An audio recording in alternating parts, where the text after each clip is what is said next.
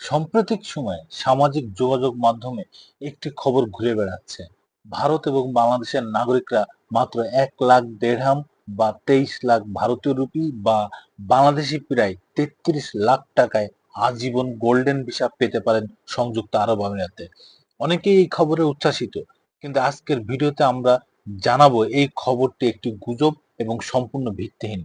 সম্প্রতি সময়ে অনলাইন এবং কিছু সংবাদ মাধ্যমে দাবি করে মাত্র ১,০০,০০০ দেড়হাম বা বাংলাদেশি প্রায় ৩৩ লাখ টাকা দিয়ে বাংলাদেশের নাগরিকরা আজীবন গোল্ডেন ভিসা পেতে পারবেন।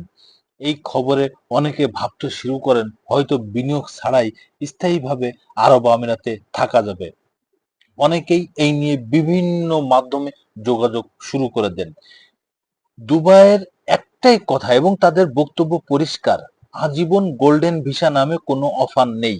নির্দিষ্ট জাতিগতার জন্য আলাদা সুবিধা নেই।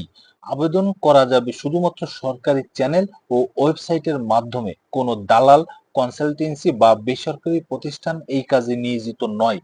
এছাড়া আইসিপি জানিয়েছে কিছু ব্যক্তি বা প্রতিষ্ঠান মিথ্যা তথ্য দিয়ে টাকা লেনদেন করার চেষ্টা করছে। তাদের বিরুদ্ধে আইনি ব্যবস্থা নেওয়া হবে। ভিসা সংক্রান্ত যে কোনো গুরুত্বপূর্ণ তথ্যের জন্য কেবল সরকারি সোর্সেই ভরসা। আমরা জানি অনেকেই জীবনের সঞ্চয় দিয়ে বিদেশ যেতে চান।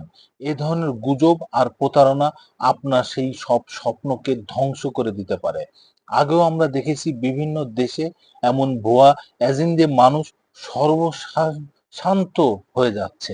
তাই এবার যেন কেউ কোথাও না শিকার হন, সেই জন্য আপনাদের এই ভিডিওটা করেছি। নিজে বাঁচুন, পরিবারকে বাঁচান। ভিসা নিয়ে স্বপ্ন দেখুন, কিন্তু সচেতন থাকুন। যে কোনো অফিসিয়াল তথ্যের জন্য সরকারি ওয়েবসাইট ছাড়া অন্য কোথাও ভরসা করা বিপদ ডেকে আনতে পারে।